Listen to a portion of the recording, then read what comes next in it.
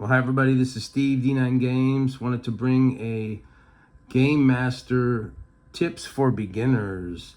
So first of all, if you're looking at this from the point of a beginner Game Master, maybe you haven't run very many games before or you're brand new, be proud of yourself and congratulations for stepping into that role, which can be daunting, but the point of this video today is to show you that it's not that difficult.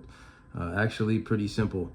I will be taking this from the point of view of our TTRPG, the Enlightened system, but you can use this information and a lot of these tips can be applied to any game. Once you pull back the curtain, you're going to find out that this is very simple. It can be a little, could be a little daunting if you're not sure how to do it, and if you've seen other people, especially the amazing online GMs like Mercer and Colville, of course Jim Murphy. I'm working with him on our Enlightened system. But on today's video, I will simply show you how to get a night of gameplay started and most of a campaign rolling.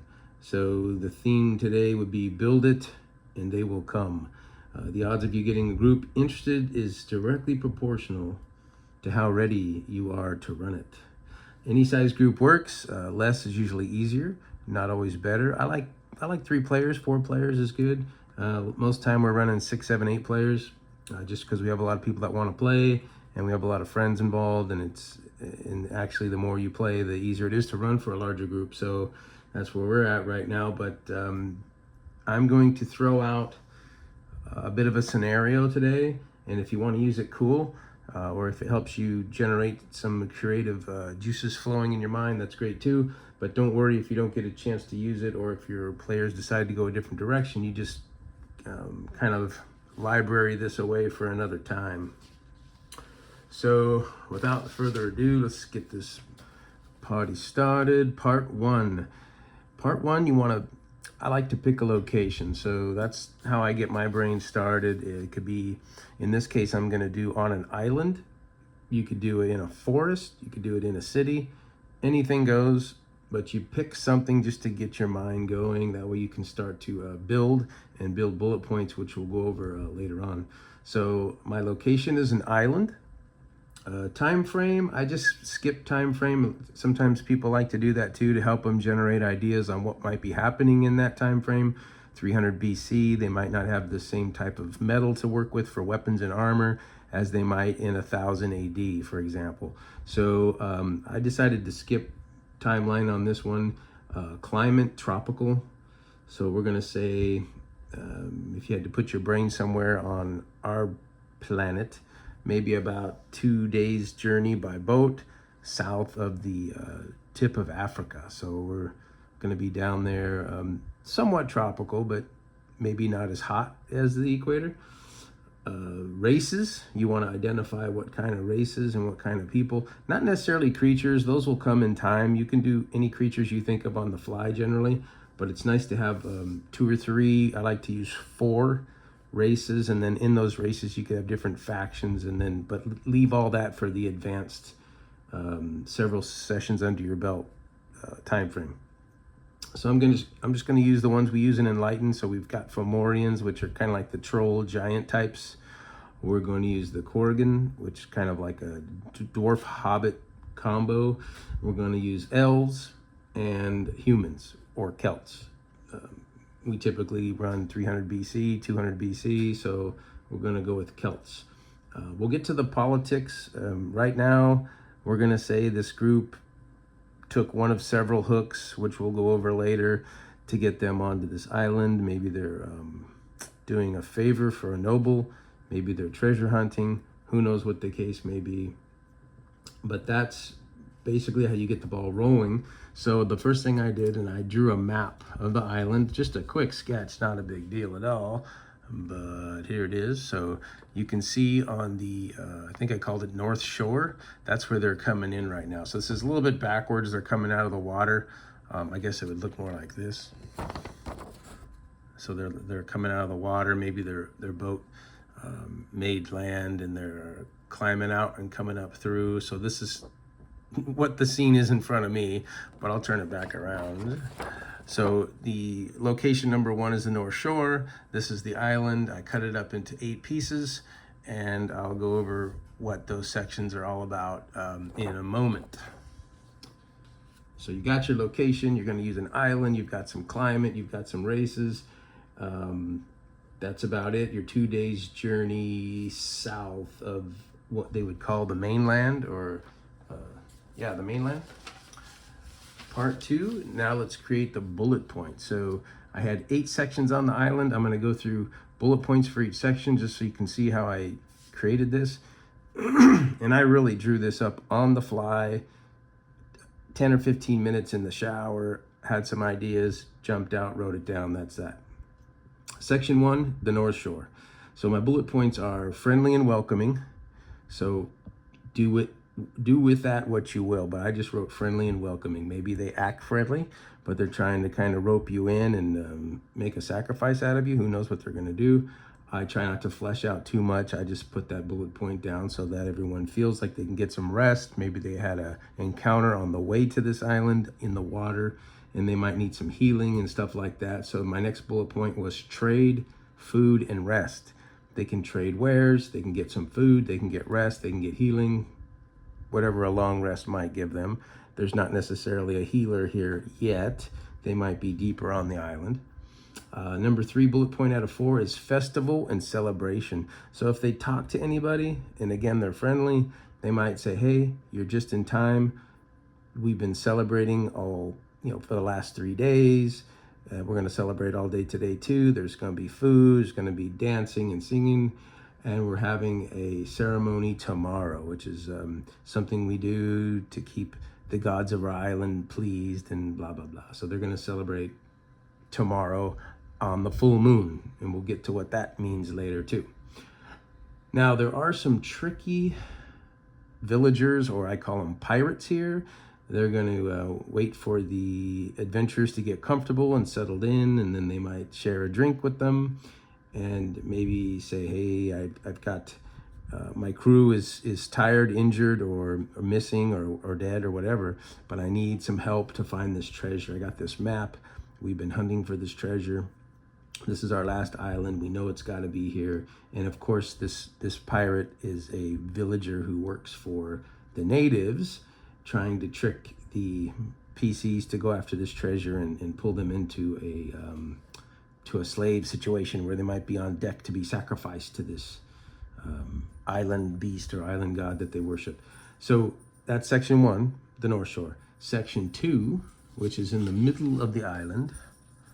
Section 2, right there in the middle of the island. You see there's like a mountain in the middle, and a fast, kind of a small river flows toward Area 4 off into the sea, and then there's some streams that flow off into 7. So in Area 2, I have 6 bullet points. Number 1 is protected, and the natives live here. So this is where the natives live. It's very protected. Do what you will with that information. My next bullet point is kind of a tip or a hint. When the natives look to the north, which on my map is toward the North Shore, they are going to be hopeful, maybe have a smile on their face. You can give little hints, but when they look to the south, which is toward Area 3, which we're going to later find out is where Ganal, the beast that they sacrifice to, they are a little more fearful, and they lose their smiles when they look to the south. So I just put that down. It just popped in my head. Maybe there's some tips and hints there for your players. Primitive and maybe brainwashed. So these natives seem a little bit mulled over. They're a little primitive. They're just kind of going about their business, but they're definitely being brainwashed by something. And then in section 2, there's a place very deep in section 2 where prisoners are being held, and they're lined up for the sacrifices on these full moons. The last bullet point for section 2 is loot. There is a magical artifact, probably the biggest artifact, maybe second biggest thing they could find here as far as some kind of loot artifact or magical item. And it's what something or somebody's using to cause them to be controlled, mind controlled. So section 3 is the bottom of the island. So you can see 1's the North Shore, 2's the middle, 3 at the bottom is where Ganal will come out of the sea. He's a sea land creature, about 7 levels above the party. He's going to come out of the sea. He's going to accept the sacrifices. This is the beast that they're kind of worshiping and sacrificing to. There's a place for rituals. Maybe there's an altar or a little shrine or ruins out there on the south shore. But this is where Ganal, the beast, will be. So the only access to this is by land. So you can see back on the map, I've got little red markers on the side here, and then another one over here. And that shows that anything above that is beach and accessible by boat. But on the bottom, it's cliffs, sharp rocks, treacherous waters, caves, and of course, Ganal and his cousins or siblings or children, whatever you want, however you want to run it, are going to capsize boats and kill anybody that tries to make their way. Now, it's not impossible, but it's going to be very deadly. Like I said, maybe 5 or 6 levels above the party, but definitely a choice. It used to be a beautiful elven town and fortress here in the South Shore. It used to be just a beautiful elven fortress, a whole community. What happened over the last several 100 years, who knows, but now it's being ruled and overrun by Ganal. There's massive loot here from the natives. They take any kind of loot they get their hands on. They don't need any kind of wealth or riches other than to give and as a tithe to Ganal. So somewhere on this beach or near the shrine or ruin, there's going to be a massive pile of loot, magical items, maybe some, lots of gems and jewels and gold. Okay, section number 4 on the map is off to my left, and it's going to be on the western shore. So number 4, I have the notes say is very deadly. So the creatures that are here, and it's a different kind of creature than Ganal's sea to land beast. These creatures could be, like high-level cultists. They could be a band of some kind of thugs. They can be orcs or creatures, but they're 3 to 4 levels above the party, and they ambush anybody traveling through the water or near the shores. There's a small river, like I mentioned, that runs to the sea from mountains in 2. And as far as loot, they have shrines that are well trapped. So they like their wealth and their material goods. They keep them in shrines, kind of like a memorial, but they have shrines filled with valuables and well trapped. So you want to deal with traps in section 4. And then we go on to section 5. Section 5 also says very deadly, maybe only 2 to 3 levels up this time instead of 4 to 5 levels. But here's section 5 on the east coast of the island. You'll see. Now these creatures feed on the animals and creatures in section 7. So 5 is pretty happy with their life here on the island. They go into 7, they get their food, and they do that quite often. I have very deadly as my first bullet point. They are also sea to land beasts that feed on creatures in 7. Now they'll go off and detour travelers that are coming around that side of the island. Not as deadly as the other side, but they will get involved.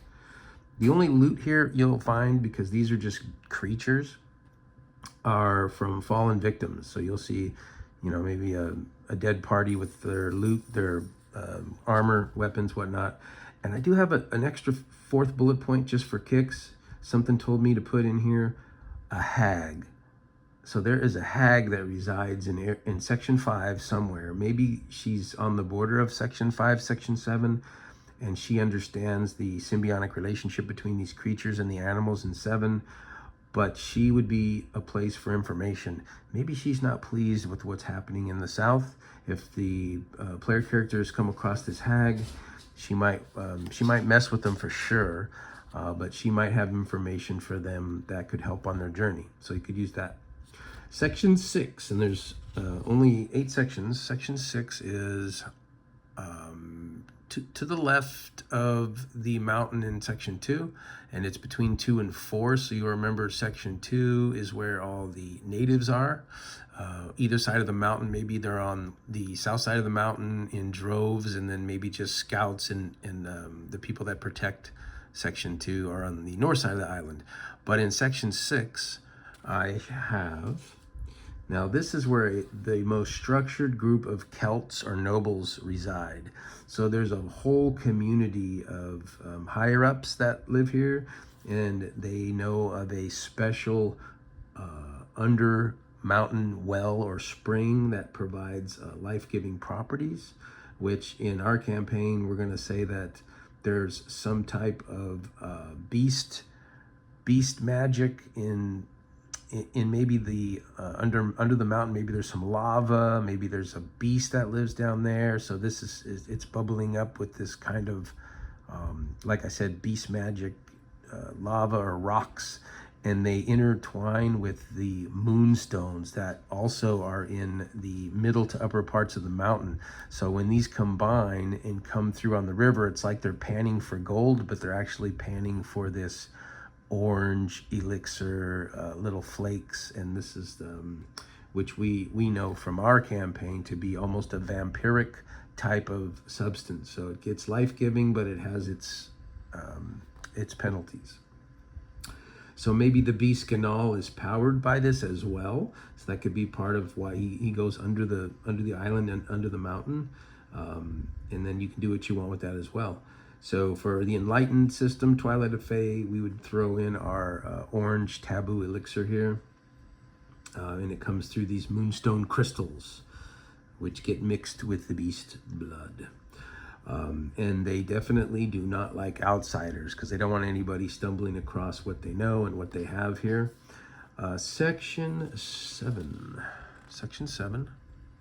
is to the right of the mountains, and 2 is loaded with all the wildlife and the simple creatures. And like I said, the beasts in 5 feed off of these animals, but they do it in a way to keep their future sustained. So that's really kind of a sanctuary, section 7. If the players find themselves going through, they better be careful not to disturb, or the beasts in 5 will come and attack. This is their food source in 7. So that's what I have for 7. So there's simple, low-level, primitive island creatures and animals there. Section number 8, I'm going to purposely leave a bit of a question mark. So section 8, with everything I've told you so far, just to stir your creative mind, what might 8 be in relationship to all the things we've talked about so far? So we're going to leave a big question mark there. And you can also save that spot for last minute ideas. Sometimes when you, as you know, in role playing, your players will say, well, maybe there's a XYZ on this island, or maybe this is happening, or man, maybe this, maybe that. Well, that's where you can use section 8, and you can carry it in some of their ideas subliminally. And that is it for the bullet points for each section. Maybe the section is a forbidden place, but that's only lies. Or is it legit? Or is it cursed? Who knows? So part 3, you want to have hooks. What's going to get your players on this island? That's kind of the easy part, really. You can just railroad them on here. You can make it not an island, make it a piece of landmass, maybe a jungle or a desert or something. Reskin everything, whatever you want to do. But you can have one hook might be a mission given by a noble. Hey, I hear there's this powerful elixir here. I need you to research it and find it and bring me some back, because he knows somebody who won't allow him to be here. Maybe it's his brother, maybe it's a cousin, maybe it's something like that. And the noble says, you need to get in there and sneak in and find out more about it. I want to try to steal it all. Maybe they find a treasure map and there's something of value on this island somewhere. Or a guide that pays them for help. Maybe the guide is here at the beach in the North Shore. Maybe the guide is on the mainland and takes them over by boat. Rumors of life-giving water, something like that, etc. So whatever you think, get a hook for them. They're here. And remember, if there's no hook taken, you can always save this for later. You can either, like I said, don't use an island, put it on a landmass somewhere and they can be traveling through. All these ideas work fine there as well. You just have to reskin it for the non-aquatic type beasts. They can be knocked out and taken here by boat. If there's a TPK and you wanted to switch it up and say you actually got knocked out and here you are on this island, and they might go straight to being prisoners and being lined up to be sacrificed or whatever. It could be a dream sequence like The Lost, the movie or the show Lost. You could do something like that. But it's important to remember as a GM is to always give the players a choice. Try to have them feeling like it was their decision to either be here or whatever the case may be. So they're on the mainland in the tavern, and then somebody goes, hey, I got this treasure map in this island. They might go, yeah, it sounds fishy, I don't want to do it. Then just put this away for another time, and then move on with the same principles, but maybe north of the tavern, north of town, and you've got the exact same principles. You take a location, you draw it out, you cut it into sections, and you do bullet points for each section. You're good to go. You don't have to have everything massively fleshed out to where if they go right instead of left, they're not going to get any of your material. You always want to stay flexible. That's why I use bullet points. So the bullet points give you a suggestion. You change it up on the fly. Everything works. Anything goes. This whole theme and setup took me about 10 minutes in the shower, like I mentioned, believe it or not. And I said, you know what? I'm going to write this down, do a video so I can hopefully show somebody, a new GM, that it's really easy to run a game. And if you don't have minis, I'm always with minis and little props and stuff. If you don't have minis, I recommend getting a bunch of dice. So I carry 2 bags if I'm missing any minis. You guys probably know this. I keep a bag of dice with a bunch of different sizes, and I have a bag of dark colored dice with different sizes, but then I also have these little 6s with different colors. And so you might use blacks for the minions and reds for the boss and whites for the NPCs. You do whatever you got to do, but don't feel overwhelmed with needing a lot of minis. I like to at least get hero minis, or actually have your players go out and get their own hero minis, and they can 3D print them, buy them online, whatever the case may be. So let's see if I can get part 4 out if there's enough time on this video. So your PCs find themselves in section 1 for whatever reason. Give the players a few minutes to say what they want to do. I go around the table, simple turn order. Hey, and use the character names. Hey, Belvedere, what are you doing right now? He goes, well, I'm looking to see if there's something to eat. Great. Joe, what are you doing right now? Well, I'm talking to this native. I want to see if he knows anything about, this treasure map, blah, blah, blah, blah, blah, whatever the case may be. Once they've done that a little bit, then you give them some choices. So a jolly merchant asks for help. Well, he might be the one that's the trickster. Or they see someone being abducted or whatever, maybe something in the jungle, rustling, somebody screams, see how they react to that. Or you just let night fall, let the celebration carry on, and then they will move on into their adventure. And they can adventure through section 6, find the nobles. They can go through section 7, find all the animals. They can go to 2, find the natives protecting their land, whatever the case may be. But you just kind of give them throw out some choices there, and they're good to go. Other than that, I use a battle pad so I can keep things in check. I do my creatures pretty simple, so my battle pad might look something like this at the top, where I've got all my PC names left to right around the table.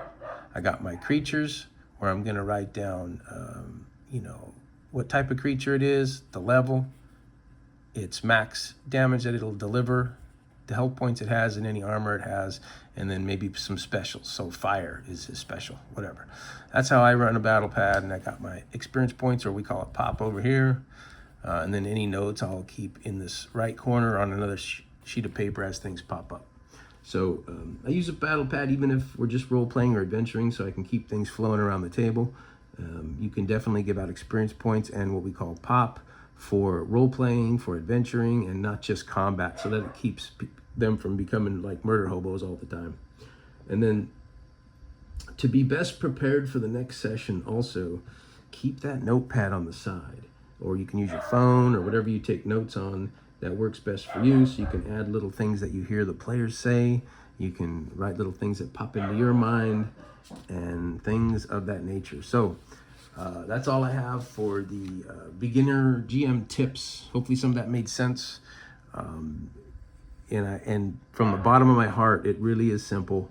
If you just draw out a map, make some sections, and write some bullet points, and stay flexible. If you want to use goblins instead of orcs, you don't have the minis, you just use mini dice, whatever you got to do. But anyway, that's all I got for today. I know it's kind of a long one. Thanks for hanging in there, and we'll see you next time. Peace.